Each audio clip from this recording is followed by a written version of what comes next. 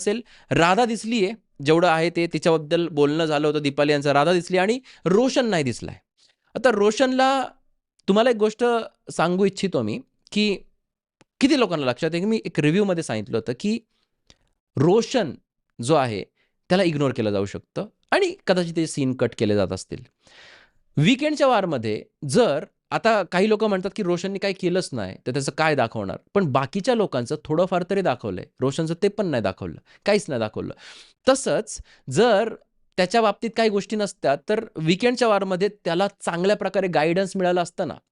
रितेश दादाची चूक नाहीये. इथे रितेश दादाला मागून जेवढं सांगितलं तेवढंच रितेश दादा बोलतोय. काय बोलायचं, काय नाही बोलायचं रितेश दादाचा प्रश्न आहे. पण जेवढं लाईन बोलायला सांगितलं तेवढंच रितेश दादा तिकडे बोलतोय.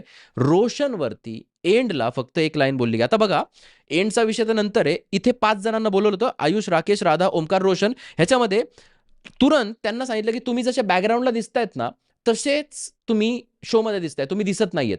ही ठीक गोष्ट, ही कंबाईनली 5 जणांना सांगितली. आता या 5 जणांना इंडिव्हिज्युअली सांगण्याची गोष्ट होती. तिथे राधा, राकेश, आयुष आणि या बाकीच्यांना राधा, राकेश, आयुष यांना सिरियली असं सांगितलं गेलं. पण इथे सुद्धा रोशनला गाळलं. रोशनला डायरेक्ट एपिसोड संपायच्या आधी एक लाईन काहीतरी बोलली गेली, की रोशन इम्प्रूव्ह करा. आता लढायचं, रडायचं नाही. एवढीच लाईन होती. मी काय म्हणतो, गाईड करा ना त्याला. तो काय करतोय? तो कसा खेळतोय? तो कुठे चुकतोय? तो कुठे दिसत नाहीये? काय त्याला काही नाही. त्याला विचारलं का, "रोशन कसं वाटलं तुम्हाला घर? तुम्हाला पहिला वीक कसा गेलाय? काय होतंय तुमचं? तुम्ही फिट नाही होते का? तुमचं ह्यांच्या 2-4 प्रश्न जसे किती लोक ॲग्री करतात मला नक्की सांगा.